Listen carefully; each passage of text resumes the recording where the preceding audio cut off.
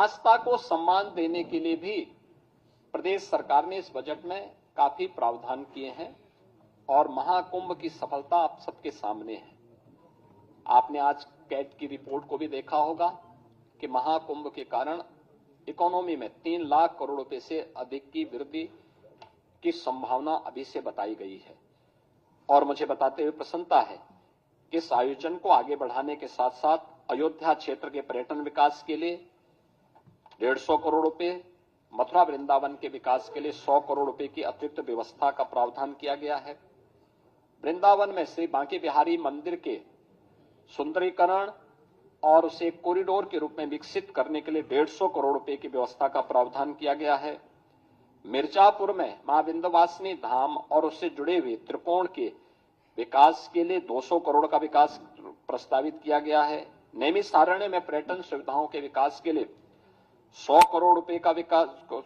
रुपए का प्रावधान किया गया है। साथ साथ वहां पर वेद विज्ञान केंद्र के लिए भी 100 करोड़ रुपए की व्यवस्था का प्रावधान किया गया है। चित्रकूट में भी पर्यटन विकास के लिए 50 करोड़ रुपए का प्रावधान किया गया है। ये सभी कार्यक्रम हम लोगों ने इसके साथ जोड़े हैं और मुझे बताते हुए प्रसन्नता है कि आदरणीय प्रधानमंत्री जी के मार्गदर्शन में, उनके नेतृत्व में ये डबल इंजन की सरकार 5T पर, जो 5T का मंत्र प्रधानमंत्री मोदी जी का है, trade, tourism, technology, tradition and talent को मंत्र मान करके उत्तर प्रदेश आज अपनी लेबर फोर्स को इकोनॉमिक फोर्स के रूप में आगे बढ़ाने की दिशा में तेजी के साथ कदम बढ़ाया है। और मुझे प्रसन्नता है कि 2025-26 का जो हमारा ये बजट है, यह प्रधानमंत्री मोदी जी की विजन के अनुरूप अपने जो समयबद्ध कार्यक्रम रोड मैप हम लोगों ने तैयार किया है, $1 ट्रिलियन की इकोनॉमी को प्राप्त करने का, अब तक के हमारे जो टारगेट हैं वह समयबद्ध तरीके से आगे बढ़ रहे हैं। और मुझे पूरा विश्वास है कि 2025-26 में हमारे वित्त मंत्री श्री सुरेश कुमार खन्ना जी के द्वारा आज जो बजट भाषण प्रस्तुत किया गया है सदन के पटल पर, यह उसे समयबद्ध तरीके से अचीव करने में सफल होगा। प्रदेश के अंदर मेधावी छात्र छात्राओं के लिए स्कूटी की एक स्कीम हम लोग इस बजट में प्रावधान किए हैं, जिसके लिए 400 करोड़ रुपए की व्यवस्था की गई है, जिसमें महारानी लक्ष्मीबाई के नाम पर इस योजना को प्रदेश सरकार चलाएगी और इस कार्यक्रम को हम आगे बढ़ाने जा रहे हैं। मुख्यमंत्री सामूहिक विवाह की योजना 51,000 रुपए से बढ़ाकर के 1 लाख रुपए का प्रावधान, और इसके लिए भी हम लोगों ने अब तक 4 लाख से अधिक गरीब बेटियों की शादी इसके माध्यम से की है। अब इस राशि को बढ़ाकर के किया गया, इसके लिए धनराशि का प्रावधान किया गया है। इसके अलावा अब तक विधवा पुनर्विवाह में जो प्रोत्साहन राशि थी 11,000 थी, और जो निराश्रित महिलाएं थी उनकी पुत्रियों के लिए जो सहायता दी जाती थी उसकी राशि 10,000 थी। अब इसको ही बदल करके हमने उसको 1-1 लाख कर दिया है। 1-1 लाख की राशि हम लोग विधवा विवाह के लिए यानी पुनर्विवाह के लिए, और विधवा महिलाओं की यानी निराश्रित महिलाओं की जो पुत्रियां थी उनकी शादी के लिए भी अनुमन्य सहायता की राशि को 1 लाख रुपए तक करने के लिए हम लोगों ने कार्य किया जा रहा है, प्रावधान किया गया है। मुझे बताते हुए प्रसन्नता है कि इस बजट में हम लोगों ने उत्तर प्रदेश के अंदर 7 जनपदों वाराणसी, मेरठ, प्रयागराज, गोरखपुर, कानपुर, झांसी, आगरा में श्रमजीवी महिलाओं के लिए यानी कामकाजी महिलाओं के लिए हॉस्टल बनाने के कार्यक्रम को भी इस बजट में प्रावधान किया है। यह योजना समर्पित होगी पुण्य श्लोका माता अहिल्याबाई होलकर के नाम पर। माता अहिल्याबाई होलकर का ये 300वां जन्म जयंती वर्ष है, तो उनकी स्मृति को नमन करते हुए योजना हम इसके साथ करने जा रहे हैं। और इसके साथ ही आंगनबाड़ी कार्यकर्तियों और सहायकों के अतिरिक्त मानदेय के लिए भी 971 करोड़ रुपए की व्यवस्था इस बजट में हम लोगों ने यहाँ पे प्रावधान किया है। उत्तर प्रदेश वानिकी के क्षेत्र में हम लोगों ने काफी प्रगति की, यानी वन आच्छादन उत्तर प्रदेश के अंदर बढ़ा है। और वन आच्छादन बढ़ाने के जिस लक्ष्य को देश के अंदर जिन राज्यों ने सर्वाधिक प्रगति की है, पिछले 8 वर्ष में हमारी सरकार ने 210 करोड़ वृक्षारोपण के बृहद लक्ष्य को प्राप्त किया है। गत वर्ष देश के अंदर एक पेड़ मां के नाम, इस कार्यक्रम को भी हमने बहुत अच्छे ढंग से आगे बढ़ाया था, जिसमें 36 करोड़ से अधिक वृक्षारोपण के कार्यक्रम को हम लोगों ने आगे बढ़ाया। इस पे रिसर्च के लिए एक नए विश्वविद्यालय की स्थापना के लिए और साथ साथ वानिकी विश्वविद्यालय के साथ साथ वो औद्यानिक भी बन सके, यानी औद्यानिक उसको भी हम आगे प्रमोट कर सकें, इसके लिए एक विश्वविद्यालय के निर्माण के लिए भी हम लोगों ने धनराशि की व्यवस्था इसमें की है और यह कार्यक्रम अब तक आगे बढ़ने जा रहा है। खासतौर पर एक नया कार्यक्रम अन्नदाता किसानों के लिए जो हम करने जा रहे हैं, उन्नत किस्म का बीज उन्हें प्राप्त हो। यह लखनऊ में हम लोग उसे एक सीड पार्क का निर्माण करने जा रहे हैं। ये सीड पार्क भारत के पूर्व प्रधानमंत्री और किसानों के मसीहा चौधरी चरण सिंह जी के नाम पर समर्पित होगा और इसके लिए भी 250 करोड़ 251 करोड़ रुपए की व्यवस्था हम लोगों ने इस बजट में इसका प्रावधान किया है। अन्नदाता किसानों के लिए हम लोगों ने 26 जनपदों में यूपी एग्रीज के अंतर्गत 4000 करोड़ रुपए की निवेश करके कृषि क्षेत्र में क्रांतिकारी बदलाव लाने के लिए एक कार्यक्रम को आगे बढ़ाया है। ऐसे ही छाता की चीनी मिल को उसके क्षमता विस्तार के लिए धनराशि की व्यवस्था की है और पिपराइच की चीनी मिल के लिए भी वहां पे एक इंटीग्रेटेड शुगर कॉम्प्लेक्स में डिस्टिलरी के निर्माण के लिए भी धनराशि की व्यवस्था यहां पर की है। मुख्यमंत्री युवा उद्यमी विकास अभियान, यह एक बड़ी योजना है और मुझे बताते हुए प्रसन्नता है कि अभी हाल ही में उत्तर प्रदेश स्थापना दिवस के अवसर पर हम लोगों ने इसको लॉन्च की थी। अभी 1 महीना भी इसका पूरा नहीं हुआ कि योजना की प्रगति और प्रोग्रेस से आप जान सकते हैं कि अभी 98,000 से अधिक युवाओं ने इसमें आवेदन किया है। 76,000 आवेदन बैंकों को प्रेषित किए जा चुके हैं। 16,000 मामलों में ऋण स्वीकृत हो चुके हैं। 6,000 ऋण वितरित भी किए जा चुके हैं और आगामी वर्ष के लिए हम लोगों ने फिर से 1 लाख ऐसे युवा उद्यमी के लिए भी धनराशि की व्यवस्था राज्य के बजट में की है। 1,000 करोड़ रुपए की बजट की व्यवस्था इसके साथ हम लोगों ने की है। बजट में एक और चीज का प्रावधान किया गया है कि प्रदेश के अंदर आउटसोर्सिंग से जुड़े हुए जितने भी कार्मिक होंगे उनके न्यूनतम मजदूरी को सुनिश्चित करने के लिए प्रदेश के अंदर हम लोगों ने एक व्यवस्था की है कि वह एक व्यवस्था के साथ हम लोग करने जा रहे हैं कि जिससे एक हम लोग प्रदेश के अंदर ही उस प्रकार की एक व्यवस्था करेंगे कि जिससे न्यूनतम पारिश्रमिक उन कार्मिकों को 16,000 से लेकर के 18,000 के दायरे में सीधे उनके अकाउंट में मिल सके और इसके लिए एक निगम का गठन करने के बाद इस कार्यक्रम को सीधे राज्य सरकार अपने माध्यम से उसको संचालित करेगी। आउटसोर्सिंग की कोई भी कंपनियों की केवल सेवा के रूप में, आउटसोर्सर के रूप में जो शुल्क उसका होगा उसको राज्य सरकार अलग से अदा करेगी, लेकिन धनराशि ये पूरी की पूरी कार्मिक के खाते में जानी चाहिए। इस योजना के इसके साथ हम लोग जोड़ने जा रहे हैं। हम लोगों ने 10 जनपदों में इस बजट में एक प्रावधान किया है कि 10 जनपदों में हम लोग वस्त्र उद्योग के लिए, टेक्सटाइल पार्क के लिए निर्माण के कार्यक्रम को आगे बढ़ाएंगे। यह योजना हमारी समर्पित होगी संत कबीर के नाम पर। संत कबीर के नाम पर यह योजना उन जनपदों में वस्त्र उद्योग के लिए होगी। तो 2 जनपदों में राज्य सरकार 2 नए लेदर पार्क के निर्माण के कार्यक्रम को आगे बढ़ाएगी। जो योजना समर्पित होगी संत रविदास जी के नाम पे। इसके अलावा यह वर्ष समर्पित है पूर्व प्रधानमंत्री स्वर्गीय अटल बिहारी वाजपेयी जी की जन्म शताब्दी वर्ष के लिए। प्रदेश के अंदर हम लोगों ने नगरीय क्षेत्रों में पुस्तकालयों के निर्माण के कार्यक्रम को जो प्राथमिकता के आधार पर हम आगे बढ़ाने जा रहे हैं, उन कार्यक्रमों को इस बजट में हमने व्यवस्था भी की है। यह सभी अटल नगरीय क्षेत्रों में पुस्तकालय और उनके नाम पर ही एक डिजिटल लाइब्रेरी का निर्माण उन नगरीय क्षेत्रों में होने जा रहा है। युवाओं के लिए हम लोगों ने एक व्यवस्था की है और इसमें शिक्षा है, रोजगार है, उद्यमिता में सरकार की प्राथमिकता को आगे बढ़ाते हुए प्रदेश के हर जनपद में हम लोगों के द्वारा एक प्रावधान किया जा रहा है कि हर जनपद में हम एक डिस्ट्रिक्ट इकोनॉमिक जोन बना सकें, जो एक एम्प्लॉयमेंट जोन के रूप में कर सके। और ये एम्प्लॉयमेंट जोन भारत के अखंड भारत के शिल्पी लौह पुरुष सरदार वल्लभ भाई पटेल के रूप में जाने जाएंगे, जो प्रदेश के युवाओं को उन्हीं के क्षेत्रों में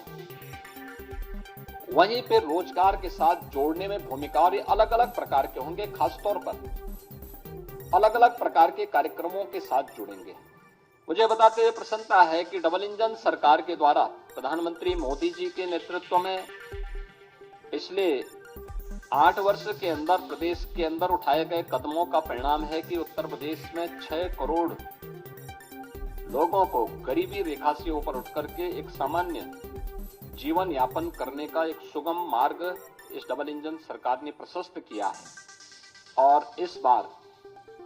गरीबी पर पूरी तरह उसका उन्मूलन करने के लिए सरकार ने जो यूनियन बजट में भी अभी हाल ही में जो बजट प्रस्तुत किया गया, उस बजट की जो थीम है वह भी प्रधानमंत्री मोदी जी ने उसमें जो महत्वपूर्ण प्रावधान किए हैं वह वही एक की $5 ट्रिलियन की इकोनॉमी बनने के लिए भारत के लिए आवश्यक है कि वह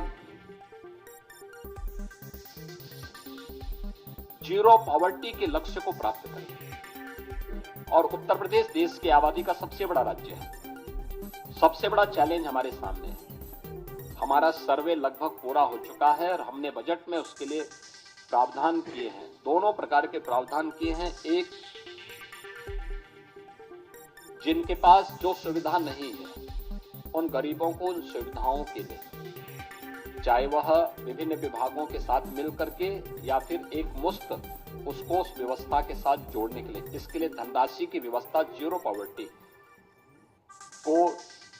उस टारगेट को अचीव करने के लिए भी हम लोगों ने इस व्यवस्था में की है। और इसके लिए ये व्यवस्था दी गई है कि हम उस लक्ष्य तक उस परिवार को लेके जाएंगे कि मिनिमम वह परिवार एक व्यक्ति को रोजगार भी मिल सके और उस परिवार में कम से कम 1,25,000 रुपए की एक निश्चित आय, वार्षिक आय उस परिवार के व्यक्ति को रोजगार या किसी न किसी काम के माध्यम से उपलब्ध करवा सके। यह एक प्रयास सरकार के स्तर पर प्रावधान किया गया है। प्रत्येक मंडल स्तर पर प्रदेश सरकार ने एक कन्वेंशन सेंटर जो भी हमारे बनेंगे, जिसमें बड़े पैमाने पर हम लोग वहां के सार्वजनिक कार्यक्रमों को आयोजित कर सकेंगे। इनके निर्माण के लिए हम लोगों ने धनराशि का प्रावधान किया है और ये सभी नगर निगमों में, खासतौर पर प्रदेश के अंदर सभी नगर निगमों में और खासतौर पर उन नगर जो हमारे कमिश्नरी हेडक्वार्टर हैं उन पर पहले चरण में हम इसको करने जा रहे हैं। प्रत्येक ग्राम पंचायत में एक उत्सव भवन बनाने के कार्यक्रम को भी बजट में प्रावधान किया गया, जिसमें शादी ब्याह के हैं, कोई मांगलिक कार्यक्रम है, कोई सार्वजनिक कार्यक्रम ग्राम पंचायत स्तर पर करने हो, तो यह एक नई उपलब्धि ग्राम पंचायतों को उपलब्ध करवाई गई है। यह कार्यक्रम भी हम उसको आगे बढ़ाने के लिए, इस कार्यक्रम को भी हम उसके साथ जोड़ने जा रहे हैं। इससे रोजगार का भी सृजन होगा और ग्राम पंचायत को उसी ग्राम पंचायत में तमाम प्रकार की सुविधाएं उसके माध्यम से मिलेंगी। इस बार हमने बजट में 4 नए एक्सप्रेसवे की भी घोषणा की है, जिसमें आगरा लखनऊ एक्सप्रेसवे से गंगा एक्सप्रेसवे से आगरा लखनऊ एक्सप्रेसवे तक, यानी बाया हरदोई फर्रुखाबाद तक, इसको हम लोगों ने एक तो इसके लिए बजट का प्रावधान किया है। दूसरा, गंगा एक्सप्रेसवे को प्रयागराज से मिर्जापुर, वाराणसी, चंदौली और पूर्वांचल एक्सप्रेसवे के साथ जोड़ते हुए फिर पूर्वांचल एक्सप्रेसवे को इसी मार्ग से ले जाते हुए शक्तिनगर सोनभद्र तक जोड़ने के लिए भी एक घोषणा इसके साथ हम लोगों ने की है, जिसमें बिंद एक्सप्रेसवे के रूप में हम इसको जोड़ने जा रहे हैं। गंगा एक्सप्रेसवे को मेरठ से हरिद्वार तक जोड़ने के लिए भी हम लोगों ने इसमें आज के इस बजट में इसके लिए धनराशि की व्यवस्था की है और गंगा एक्सप्रेसवे को ही हम लोगों ने बुंदेलखंड एक्सप्रेसवे के साथ जोड़ने के लिए भी धनराशि की व्यवस्था आज के इस बजट में प्रस्तावित की है। प्रयागराज में महाकुंभ के अवसर पर इस बार हमारे जो अनुभव रहे हैं उसको देखते हुए हम लोगों को ये अनुभव हुआ है कि वहां पे आवागमन को और सुगम बनाने के लिए 2 नए ब्रिजेज बनाने बहुत आवश्यक हैं। एक शास्त्री ब्रिज के साथ पैरेलल गंगा नदी के ऊपर और एक यमुना नदी के ऊपर जो नैनी में सिग्नेचर ब्रिज है उसके पैरेलल एक नए ब्रिज बनाने के लिए इसके लिए भी धनराशि की व्यवस्था हमने यहाँ पर की है। मुझे बताते हुए प्रसन्नता है कि मॉडर्न टेक्नोलॉजी में लखनऊ को आर्टिफिशियल इंटेलिजेंस के एक केंद्र के रूप में, एक हब के रूप में विकसित करने के लिए भी धनराशि की व्यवस्था यहाँ पर की गई है। मुझे बताते हुए प्रसन्नता है कि समाज कल्याण विभाग के लिए बजट में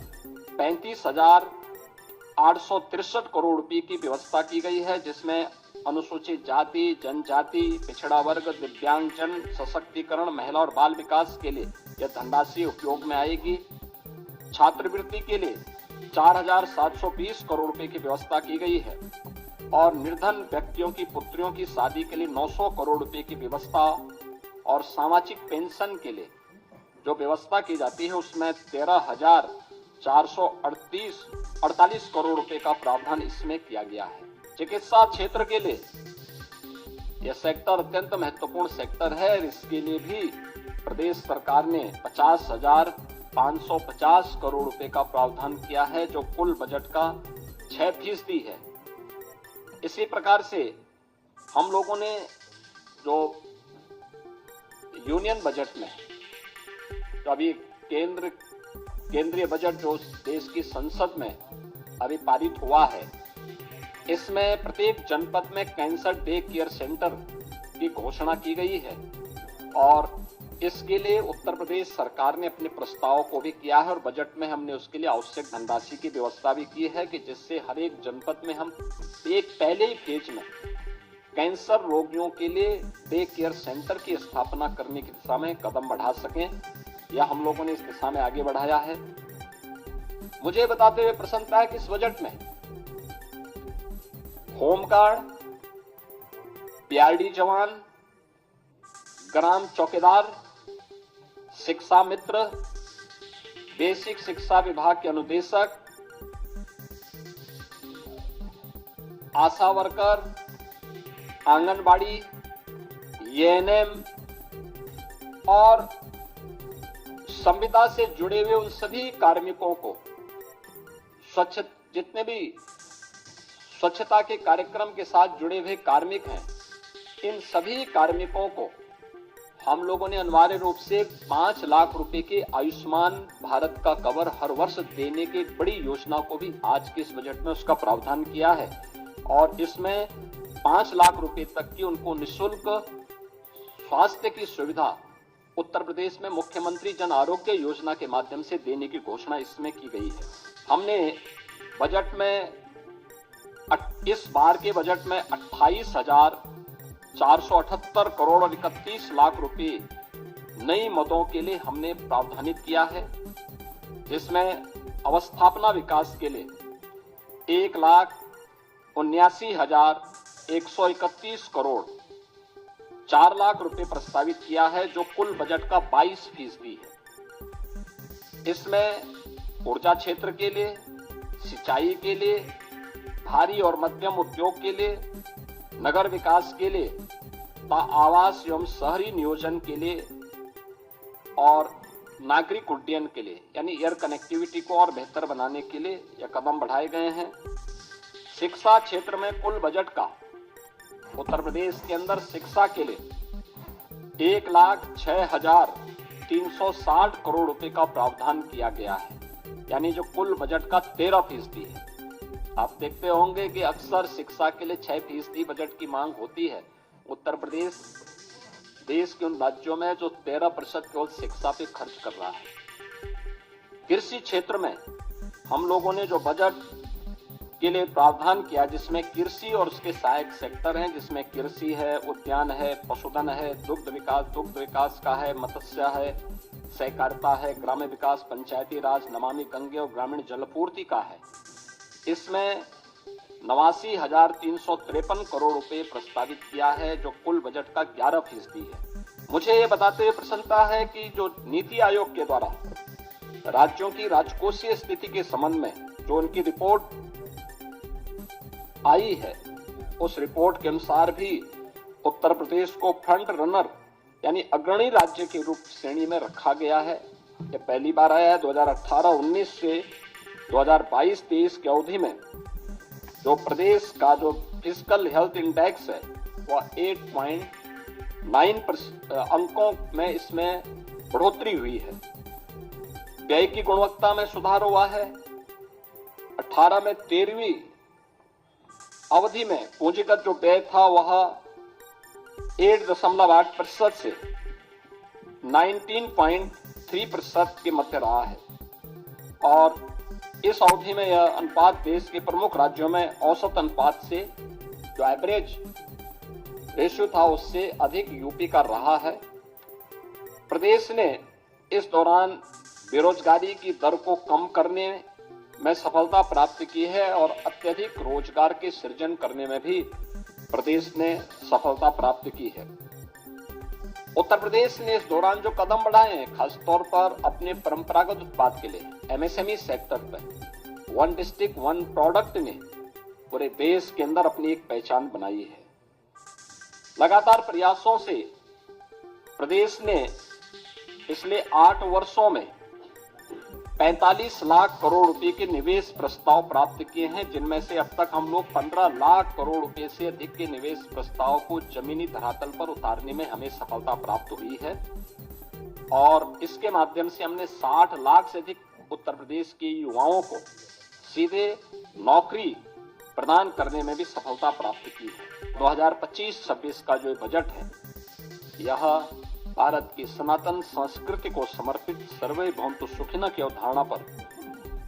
गरीब, अन्नदाता किसान, युवा, महिला के उत्थान को समर्पित है। इसमें प्रधानमंत्री मोदी जी का विजन, जिसमें वंचित को वरीयता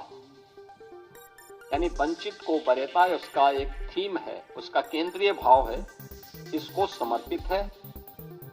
इस बजट का जो दायरा है,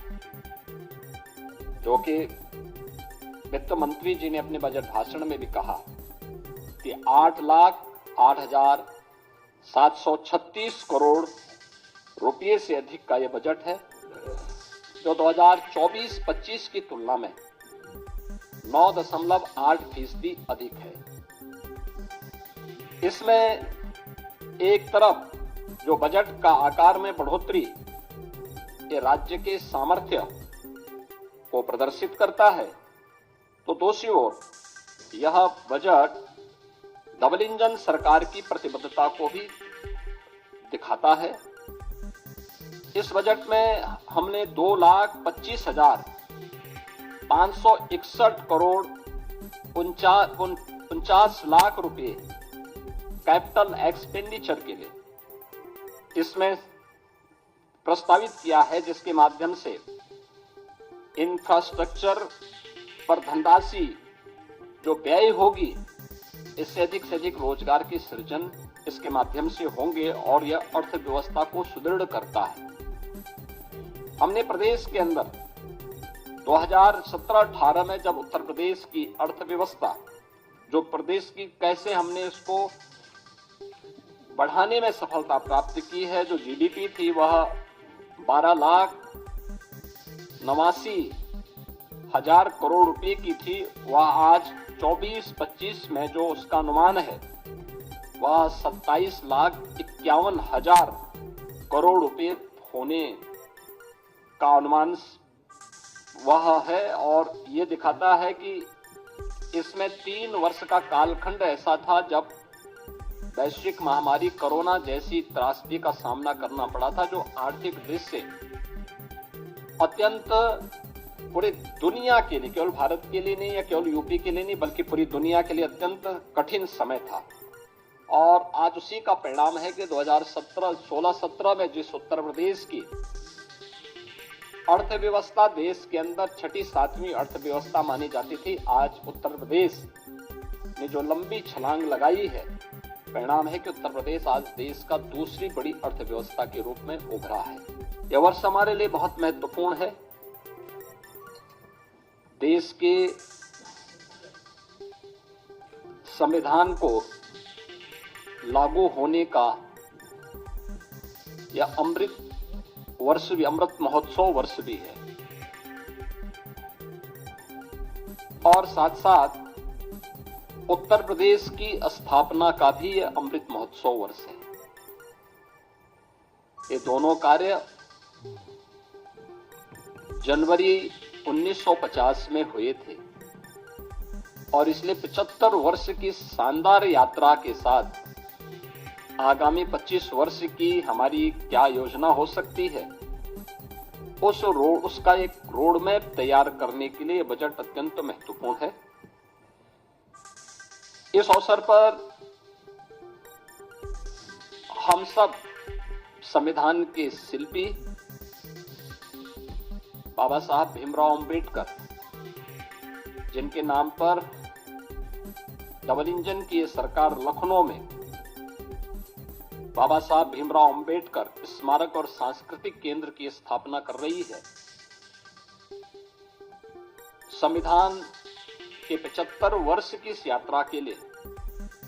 उन्हें विनम्र श्रद्धांजलि अर्पित करता हूं। और एक केंद्र बहुत शीघ्र बाबा साहब भीमराव अंबेडकर के विचारों का एक केंद्र बनकर के संविधान की मूल भावनाओं के अनुरूप वंचितों को वरीयता देने के क्रम को तत्परता के साथ आगे बढ़ाएगी। यह एक नया माध्यम होगा, और इसी को थीम में रख करके हमने